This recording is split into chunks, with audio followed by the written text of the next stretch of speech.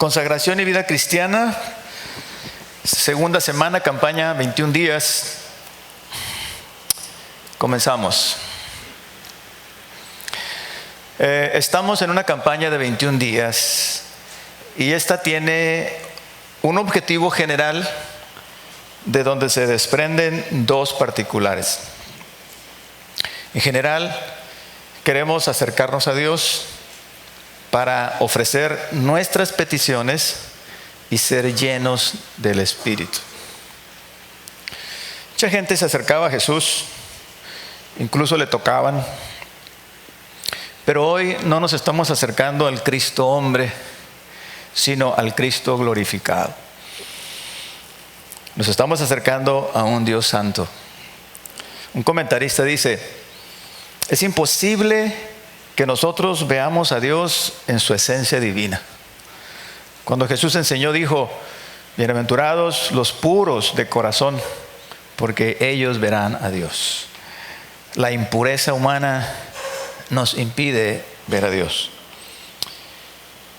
La palabra santidad significa apartado o separado.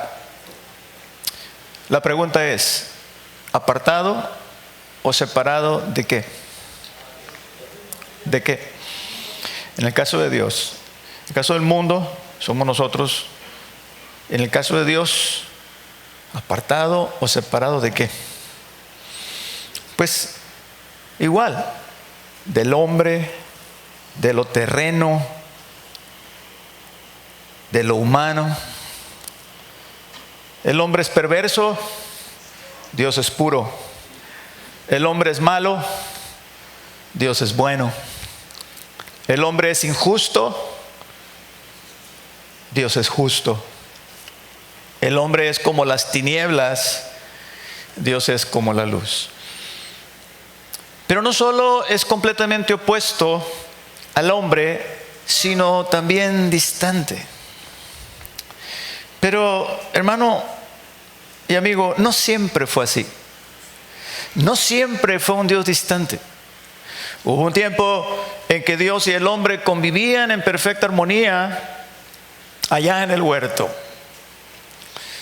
Pero desgraciadamente, venida la caída, esa comunión se rompió y se formó un abismo de separación entre el Creador y la creación. Literalmente, un abismo inmenso. El mundo quedó en manos del maligno. Las tinieblas volvieron a cubrir la tierra y el caos y el desorden comenzaron a gobernar el mundo. Por lo tanto, como dice Primera de Juan 2:16, porque todo lo que hay en el mundo, los malos deseos de la carne, los malos deseos de los ojos y la vanagloria de la vida, dice, no provienen del Padre, sino del mundo. El Eterno nada tiene que ver en este caos, en esta manera de vivir del hombre. Él se mantiene no al margen, pero en su sitio. Un sitio de perfección, de orden, de hermosura sin iguales. Inaccesible para el hombre. Primera Timoteo 6:16 dice: el único que tiene inmortalidad, que habita en luz inaccesible, a quien ninguno de los hombres ha visto ni puede ver. A Él sea la honra y el imperio. Amén. Nada carnal puede entrar en su presencia. Cuando Moisés quiso acercarse a la zarza ardiendo, escuchó una voz que le dijo: quita las sandalias de tus pies, porque el lugar que pisas es santo. ¿Qué quiere decir? En otras palabras, este es un lugar donde yo estoy y no permito nada hecho por la mano del hombre. Todo lo que el hombre ha hecho después de la caída parece ser abominable a Dios. Otro ejemplo lo tenemos cuando dice a los sacerdotes cómo deben de hacer el altar de piedras. Si vamos a Éxodo capítulo 20, verso 25, que dice: y si me hicieres altar de piedra, no las labres de cantería, porque si usas herramientas sobre él, lo profanarás. Por eso también fue tan específico al dar las instrucciones a los sacerdotes allá en el libro de Levítico para poder acercarse a él. Ahora bien, ¿cómo podemos nosotros acercarnos a un Dios tan santo? La única manera, usted y yo la sabemos, es por medio de Cristo, Mesías. Él es el que religa, de ahí viene la palabra, el término religión. Él es el puente, Él es el camino al Padre. Él quitó el velo que nos separaba. Y ahora, dice el escritor de los Hebreos, podemos entrar confiadamente hasta el trono de la gracia para alcanzar misericordia y gracia para el oportuno socorro. Aún así, se requiere cierta preparación. Ya lo dijo Santiago, lo hemos estado repitiendo. Acérquense a Dios y Él se acercará a ustedes. Pero limpien sus manos y purifiquen sus corazones. Santiago 4:4. La semana pasada, hermanos, hablábamos de la oración y el ayuno. Las naves espaciales, usted y yo lo sabemos, constan de dos partes. Una es la cápsula espacial, que no tiene ni 3 metros de diámetro. Yo la he visto, estuvimos en un museo en Estados Unidos donde están expuestas las naves espaciales que fueron al espacio, y ahí usted las puede ver, inclusive pueden asomarse. Son tan pequeñas que caben aquí en esta área, ¿sí? Y la otra parte es el cohete. El cohete es todo el cuerpo, ¿sí? Y más o menos yo creo que es el 99% de lo que es la nave espacial. Y este 99%, este cuerpo gigantesco, es solamente combustible. Puro combustible y combustible puro. De manera que si eso explotare, fuera una bomba atómica. Y se necesita todo ese combustible y toda esa cantidad para poder salir de la atmósfera, poder, ¿cómo se dice?, vencer el poder de atracción de la Tierra, la gravedad de la Tierra. Se necesita todo ese poder. El Saturno V fue el cohete que llevó al hombre a la Luna. Wernher von Braun, el alemán, científico alemán que inventó los cohetes. Así son el ayuno y la oración, son el combustible que nos ayuda a elevarnos fuera del alcance de la gravedad terrestre, a un nivel espiritual más elevado, que es la consagración de vida.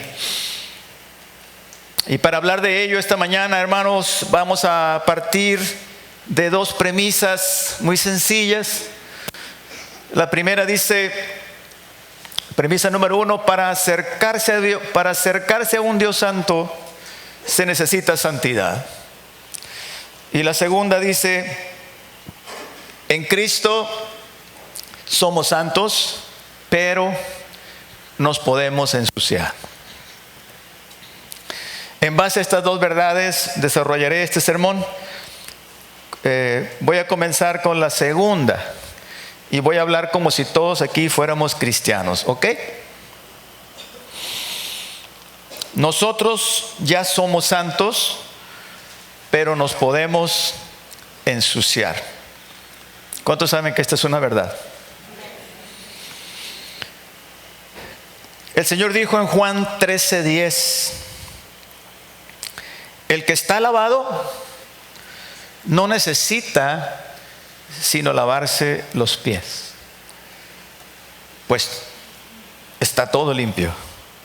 Y ustedes, dice, dirigiendo a los apóstoles, ustedes estáis limpios. ¿Sí? Nosotros estamos limpios en Cristo. Hemos sido lavados, hemos sido salvados, hemos sido purificados, ¿verdad? Por la sangre preciosa de Cristo, nuestros pecados han sido borrados. Vosotros estáis limpios por la palabra que os he hablado, decía el Señor. Pero sucede algo, que aunque estamos limpios por la sangre preciosa, en nuestro diario caminar, hermanos, nos ensuciamos los pies. En aquel tiempo se usaban sandalias, lo que diríamos nosotros ahora en este tiempo, huarache. Y no el huarache de suela de llanta, sino el huarache de 3 puntadas. Era una especie de chancla muy delgadita. Y en ese tiempo había camellos y caballos, y transitaban por los mismos lugares que los humanos. Entonces, y eran calles polvorientas. Entonces los pies se ensuciaban. Por eso tenían la costumbre de lavarse los pies. Al huésped que venía a casa era un honor lavarle los pies. Entonces, en nuestro diario caminar, por eso el Señor lo dijo, ¿verdad? Nos ensuciamos los pies, pero no solo los pies, sino también las manos, los ojos, los oídos. A esto le podemos llamar contaminación. ¿Están de acuerdo conmigo? Contaminación. Por eso el apóstol Pablo dice en 2 de Corintios 7:1, dice: limpiémonos de toda contaminación de carne y de espíritu. Y luego, ¿qué más? Perfeccionando la santidad en el temor de Dios. La santidad es algo que se perfecciona. A veces, bueno, en un tiempo yo me asustaba cuando veía que los hermanos que se convertían y que se bautizaban y empezaban a venir a la iglesia, pues todavía conservaban ciertos hábitos de su vida anterior, y algunos hermanos los juzgaban, y había esa, ¿cómo se dice?, esa tendencia, ese celo farisaico de criticar. Es como si yo le quisiera decir a uno de mis nietos, vamos a llamar a Gabrielito o a Rubencito, decirles que hablen correctamente cuando ni siquiera pueden pronunciar. Es como pedirle a un niño que haga cosas de adulto. Por eso dice aquí la palabra de Dios que la santificación es gradual. ¿Sí?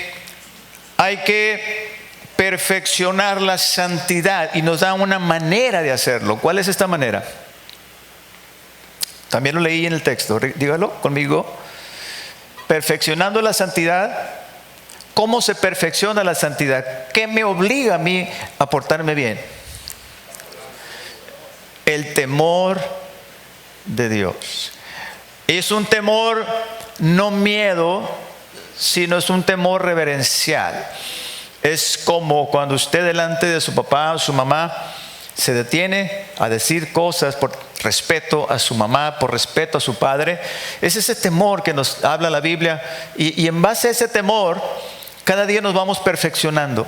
Cada día vamos siendo mejores, un poco más, cada día, hasta llegar a la estatura del varón perfecto. ¿Cuántos tienen aquí 50 años de cristianos? No se crean.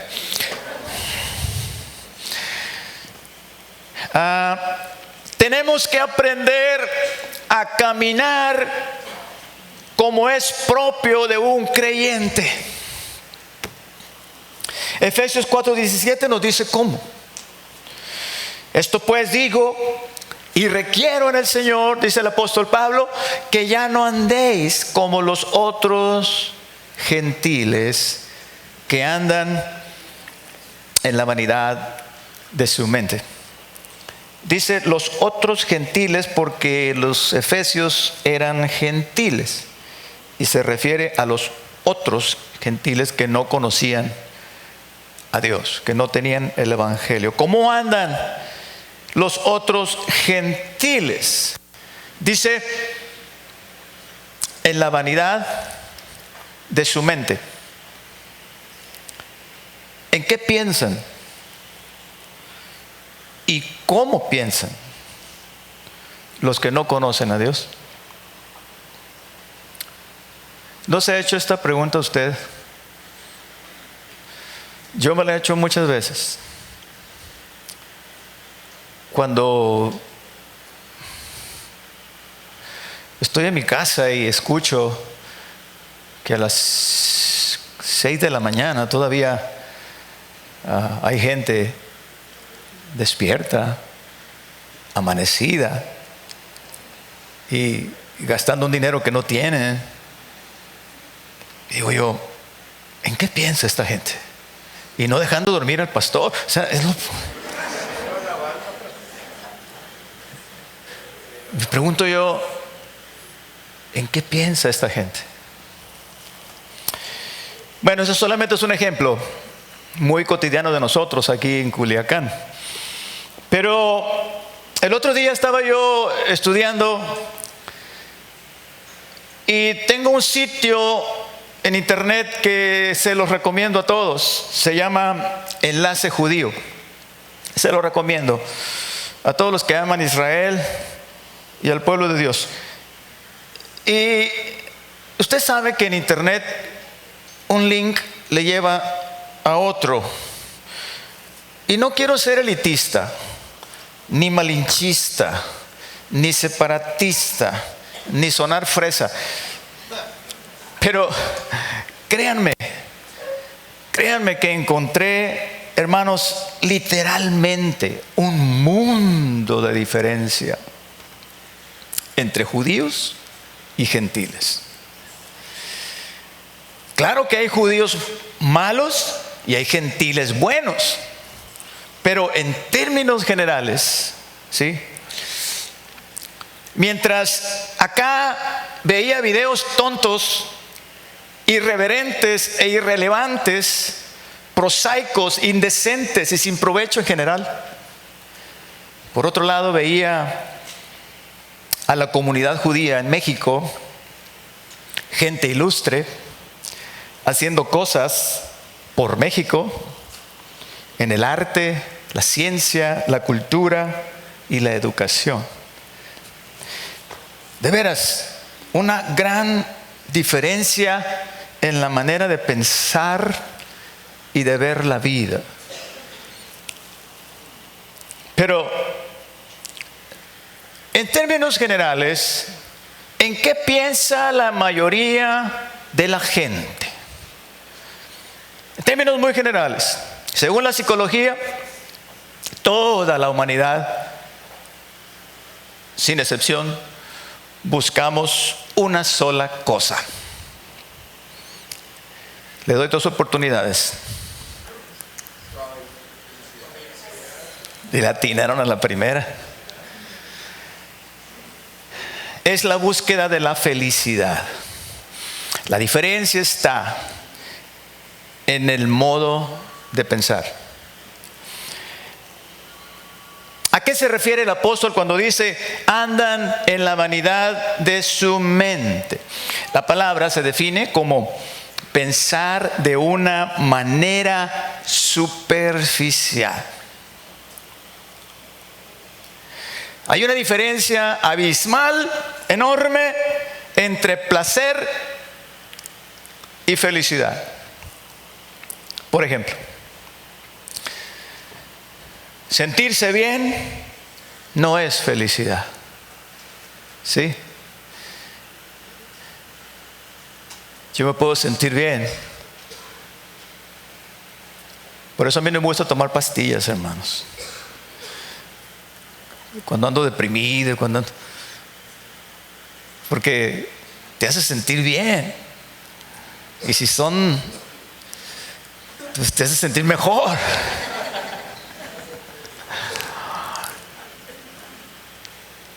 Y hay personas que se conforman con el placer y piensan que eso es felicidad. Pero es una manera muy superficial.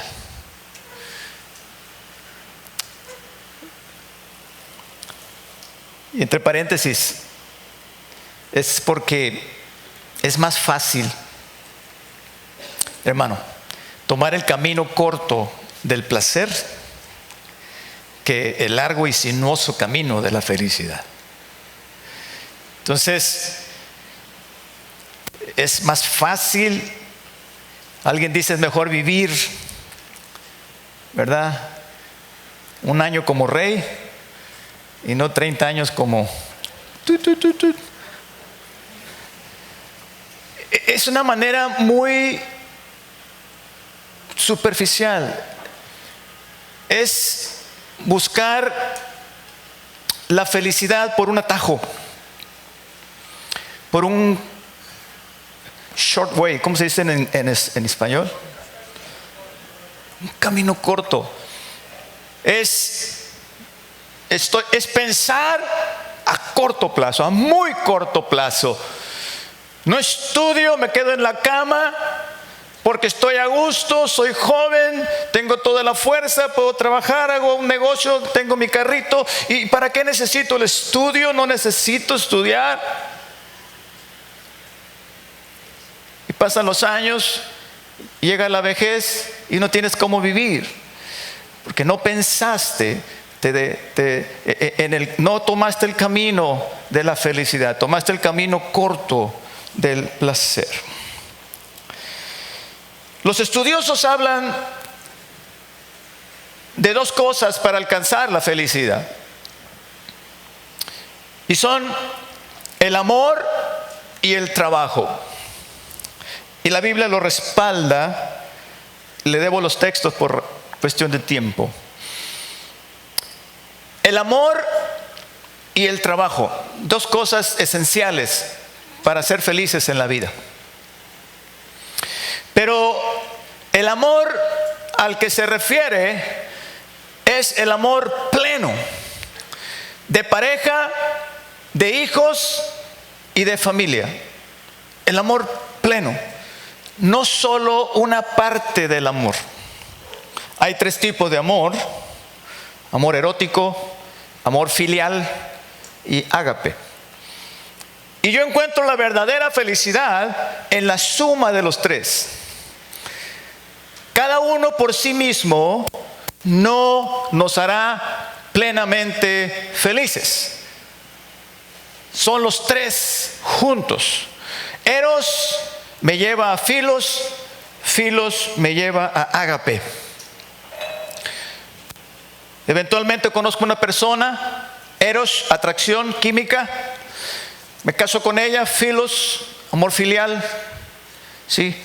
Formo familia, amor ágape, amor pleno, amor incondicional. Esto es felicidad. El otro elemento para alcanzar la felicidad es el trabajo. El hombre se siente realizado en el trabajo, sea lo que sea. El hombre se sentirá feliz haciendo algo. El hombre encuentra su realización de esta manera. Lo contrario le traerá depresión y frustración. Hermanos amados, pongan mucha atención a lo que le voy a decir. El cómo piensas acerca de estas dos cosas y el cómo las buscas hace toda la diferencia. Porque de la manera en que piensas determinará la manera en que vivas. La Biblia hace una clara diferencia entre dos modos de pensar: el modo de pensar de Dios y el modo de pensar del hombre, del mundo, de los humanos. Jesús lo dijo allá en Juan capítulo 8 verso 23. Dice: ustedes son de abajo, yo soy de arriba. Ustedes son de este mundo, yo no soy de este mundo. Santiago 4:4 lo dice: la amistad con el mundo es enemistad contra Dios. Cualquiera que quiere ser amigo del mundo se constituye enemigo de Dios. Hay una manera celestial y una manera terrenal de pensar y de vivir. Y eso hace toda la diferencia. ¿Cómo piensas? ¿Cómo el mundo piensa? ¿Cómo Televisa te dice que pienses? ¿Cómo las series te dicen que pienses? A propósito, a mí me gustan las series turcas porque son muy limpias, son muy sanas. Hay una que se llama Resurrección, la historia del reino de los turcos. Digo, hay que saber comer pescado y quitarle las espinas, hermano. ¿Cuántos me están entendiendo? Fíjese lo que estoy tratando de hacer y de decir. Estoy poniendo en balanza dos maneras de pensar y ver la vida. ¿Sí? Cómo piensas. Sí, porque eso determina cómo vives. O sea, ¿qué concepto tienes tú de algo? ¿Sí? Y sobre ese concepto vas a vivir. Tú piensas que la felicidad te la da el placer, entonces vas a vivir buscando placer y siendo feliz a ratitos. Y eso para ti, eso es la felicidad. ¿Sí? Porque así piensas. Así piensas. Y aquí se establece dos maneras de pensar muy claras: la manera de Dios, la manera divina, y la manera humana. Nosotros tenemos una ventaja muy grande, se la voy a decir. Tenemos la palabra profética más segura, a la cual hacemos bien en estar atentos. Dice: como una antorcha que alumbra el lugar oscuro. ¿Qué es oscuridad? Es ignorancia. Dios se mantiene en su sitio, un sitio de santidad y perfección, mientras Satanás aquí hace y deshace. Mientras Satanás aquí en el mundo es el príncipe. Mientras Satanás gobierna la ciencia, la cultura, las artes, la televisión, todo. Y los humanos están comiendo esa cultura, esa idiosincrasia, y estamos viviendo en un estado de cosas corrupto, corrompido, desordenado. Pero llega el Evangelio, ¿sí? Llega la luz y vemos la verdad. Jesús dijo: conoceréis la verdad, y la verdad os hará libres. Entonces, dicho todo esto, podemos entender lo que el apóstol Pablo está tratando de decir a los efesios. Los efesios eran paganos y vivían como todo el mundo, hasta que les llegó el Evangelio, conocieron la verdad, la luz de Dios los iluminó y pudieron ver que su forma de vivir no estaba bien. Eran esclavos de la concupiscencia. El que me diga qué quiere decir concupiscencia, alguien dice, pues hermano, pues quiere decir conciencia. No. El que me diga qué quiere decir, le voy a regalar otra cena conmigo y usted va a pagar. Pecado, no. ¿Qué quiere decir concupiscencia? Deseo de la carne, bueno, también comer es deseo de la carne. No. Deseos malos de la carne. Deseos impuros. Eso quiere decir concupiscencia. ¿Ok? Dice que nosotros, éramos esclavos. En este caso los efesios, los hermanos efesios eran esclavos de concupiscencia antes de conocer a Cristo. Tito lo dice también de esta manera. Dice, porque nosotros también, dice, éramos en otro tiempo insensatos, rebeldes, extraviados y esclavos de la concupiscencia. Tito 3:3. Todo ser humano, mi hermano y amigo, es esclavo de estos malos deseos, todos. Y la única manera de vencer esta naturaleza carnal es con una naturaleza espiritual. Y esto solamente se logra con un nuevo nacimiento, volviendo a nacer. Y usted sabe a qué me refiero. Sin embargo, aún cuando hemos vuelto a nacer en Cristo, el cuerpo sigue ahí. Y diariamente se da una lucha terrible por la supremacía. ¿A quién vamos a obedecer? Los santos hombres de Dios, hablando de su propia experiencia, nos aconsejan. Por ejemplo, Pablo nos dice en Romanos 6:12: no reine pues el pecado en vuestro cuerpo, de modo que lo obedezcáis en sus concupiscencias. No reine, no controle. Yo voy a sentir la tentación, yo voy a sentir la atracción. Dice Pablo, todo me es lícito, pero no todo conviene. Todo puedo hacer, pero no me dejaré, dice, controlar por cualquier cosa. Porque si me dejo controlar por aquello, me puedo convertir en un esclavo de eso. Entonces el cristiano tiene que vivir constantemente luchando. El Señor Jesucristo lo dijo: el que quiera ser mi discípulo, dice, niéguese a sí mismo. Tome su cruz cada día. ¿Cuál es tu cruz? No lo sé. Para algunos es la droga, para algunos es el batallando con alguna cosa, otros con otra cosa. Pero dice, es el común denominador para todos: niéguese a sí mismo. No hagas lo que tú quieres hacer. Había un hermano que salió de la prisión, ex drogadicto, ya murió. Y adivinen qué hizo o qué hicieron con él, porque de eso, en querer ayudarlo, le dieron trabajo.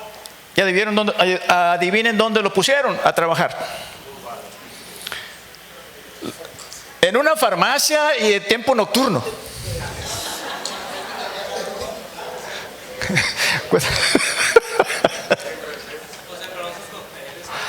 Hermano, en una farmacia y en horario nocturno. Al siguiente día que llegaba el dueño y, ¿cómo estás, carnal? ¿Cómo la paz de Cristo, hermano? Nos reímos, pero es una realidad. Fue cierto, yo lo vi. Entonces, el apóstol Pedro también nos da un consejo y nos dice: el tiempo que nos queda de vida, sea poco, sea mucho, dice, no lo vivamos conforme a los malos deseos de los hombres, sino conforme a la voluntad de Dios. Primera de Pedro 4:2. Y sigue diciendo: basta ya el tiempo pasado para haber hecho lo que agrada a los gentiles, andando en lascivias, en malos deseos, en embriagueces, en orgías, en disipación, en abominables. Y empieza, ya basta, dice. Hermano, así vivíamos muchos de nosotros antes de que la luz del Evangelio llegara a nuestras vidas. Hemos conocido la verdad y la verdad nos ha hecho libres. Ahora somos pueblo de Dios. Ahora somos santos. Pero no por lo que hacemos, sino por lo que somos en Cristo. Pedro lo dice así en 1 de Pedro 2:9. Vaya conmigo si gusta. Dice: mas ahora vosotros sois linaje escogido, real sacerdocio, nación santa, pueblo adquirido por Dios, para que anuncien las virtudes de aquel que os sacó de las tinieblas a su luz admirable. Ustedes que antes no eran pueblo de Dios, ahora son pueblo de Dios. Ustedes que no habían alcanzado misericordia, ahora habéis alcanzado misericordia. Alguien dele gloria a Dios. Aleluya. Esto es lo que ahora somos. Nuestra naturaleza ha cambiado. Nuestros afectos han cambiado. A mí antes me gustaba usted sabe. No es cierto, nunca me gustó. Pero a usted sí. Antes nos gustaban cosas, a usted le gustaban cosas, a mí me gustaban cosas, pero ya no me gustan, ya no me dan ganas. ¿Por qué? Porque mi naturaleza ha sido cambiada. No es porque, y esto les digo a los hermanos que están pensando entregarse a Cristo, le digo: no, es que me dicen, hermano, es que a mí todavía me gusta esto y me gusta aquello. Es normal, no has vuelto a nacer. Cuando el Señor te toque, sí, y es el propósito de esta campaña, que el Señor haga una obra poderosa. Cuando el Señor te toque y te transforme, todas esas cosas van a quedar en segundo, tercero, cuarto o en último lugar. Porque tu naturaleza va a cambiar. Eso se llama nuevo nacimiento. A ti te digo, Nicodemo era un religioso que iba a la iglesia todos los domingos y que no faltaba un solo día. Y el Señor: necesitan nacer de nuevo. Ah, caray. ¿Cómo yo, siendo viejo, puedo nacer de nuevo? Si no naces de agua y de espíritu, no puedes ver el reino de los cielos. Chanfle, es lo que he buscado toda mi vida. ¿Cómo me dices tú que no puedo entrar al reino de los cielos? Así es, Nicodemo. Porque lo que es nacido de la carne, carne es. Mas lo que es nacido del espíritu, espíritu es.